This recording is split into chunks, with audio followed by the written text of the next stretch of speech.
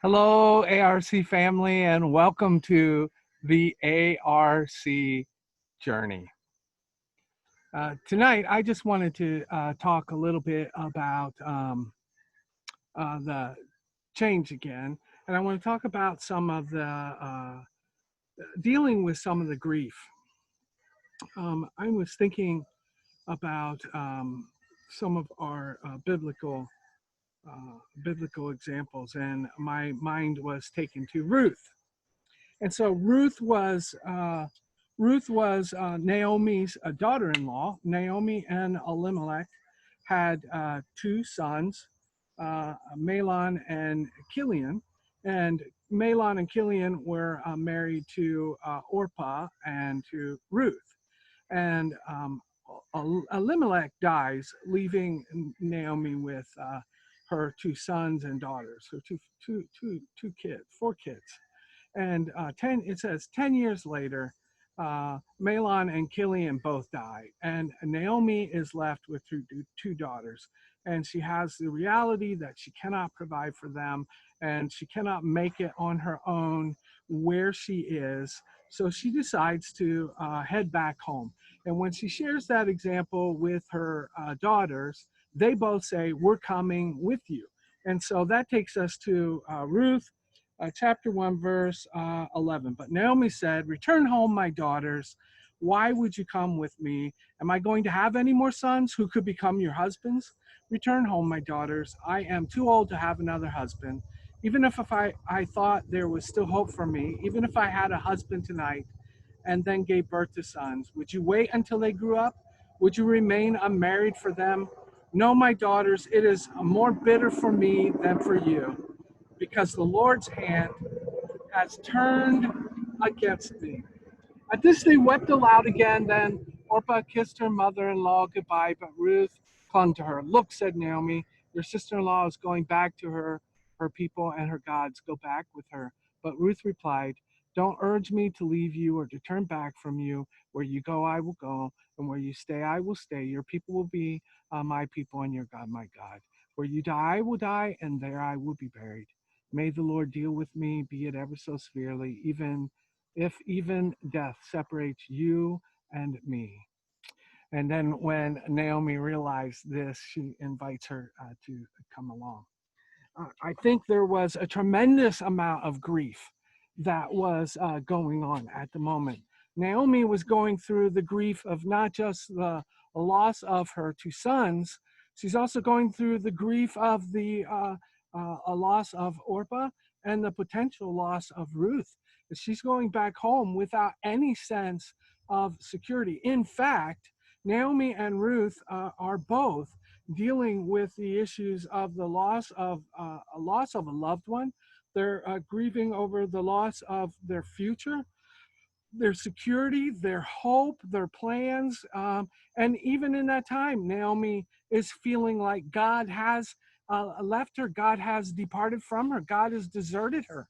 And why would you want to come with me? She says to Ruth. What possible benefit could there be in staying with me and you coming back to make my people your people, to live with me in a sense of poverty, where I can't own any property, where I can't own a business, where I can't be, I'm not allowed to work and gain wages, where everything and all identity is in that day for Naomi and Ruth is tied up in the family relationship, and it's what the husbands can provide. That's where all of the identity is coming from, and there is a tremendous amount of grief, a tremendous amount of loss, a tremendous amount of things are never going to be the same from here on out. Things are going to be forever different.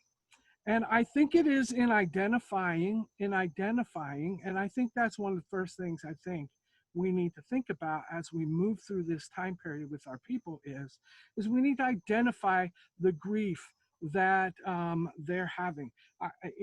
There is a tremendous sense of a loss of intimacy, of friendships, of connectedness.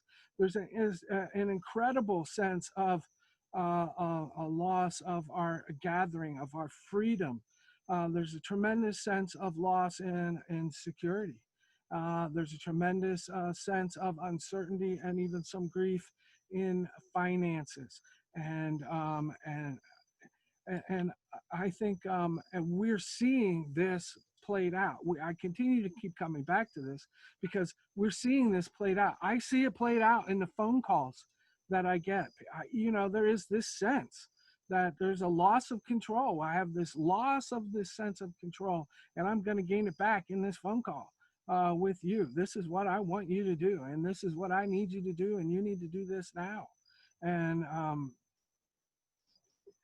it goes with the territory. It goes with that sense. And if we can help people identify the grief that they're going through, what is your loss, what is that grief that you're feeling, what is it that we are sensing that we've are going to miss, then they can better be able to prepare to cope with it.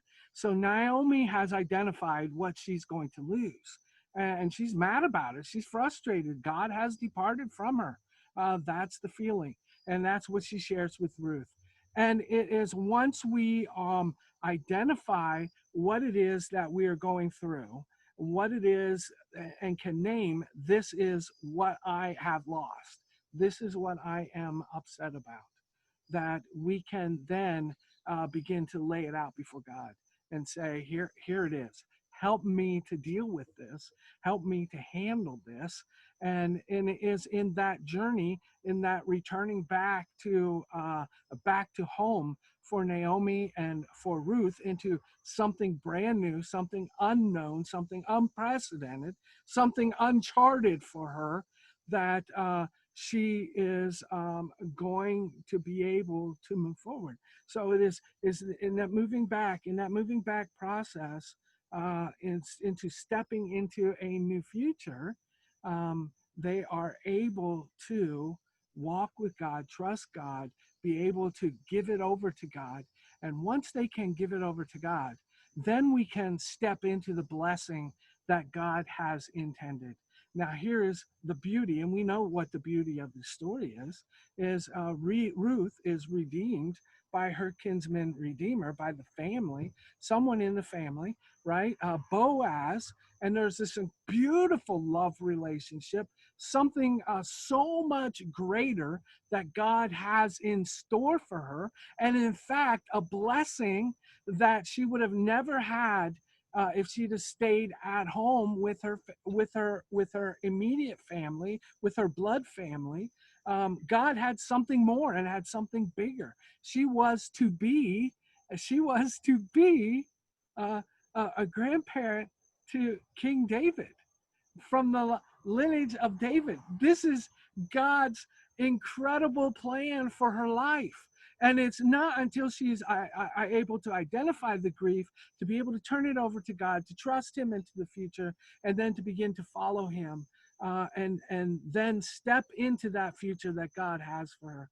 And so I think that's kind of what we need to be helping our people to identify. We also need to be dealing with this. There is grief. I know there is grief. I've lost my rhythm. I've lost my intimate friendships. I've lost the things that I love to do with other people, and I miss. It's hard to believe that I'm going to say this, but I miss going to some of our meetings because I miss that intimacy of the conversations that we had, the dinners that we had, the time together. It's a loss, and I'm grieving that loss. I'm grieving how my rhythm has been wrecked, and the reality that my rhythm is never going to go back to what it was. It's never going to be the same from here forward. And once we can identify and name it, we can then hand it over to God, trust Him with it, and trust Him for it, and then step into that future. And the promise is that He has something better for you in the future than we had in the past. God is up to something in all of our lives, in all of this turmoil, in all of this wrecking, in all of this transition, in all of this moving things around. God is up to something. And don't forget it. I don't want you to forget it. I don't want you to lose it. And there's some grieving involved with it. It's getting dark out here. And I didn't think it was going to go this long, but I ended up starting to preach. So sorry about that. And we will see you next week on the ARC journey. Keep on shining. Even as it's getting darker out here, keep on shining, because I know that God is up to something, and he's doing something incredible, incredible with you in the community that he's called you to minister to. Don't give up. Trust God with it, and he's going to walk you into a better future. Keep on canoeing. Keep on shining. Bye-bye.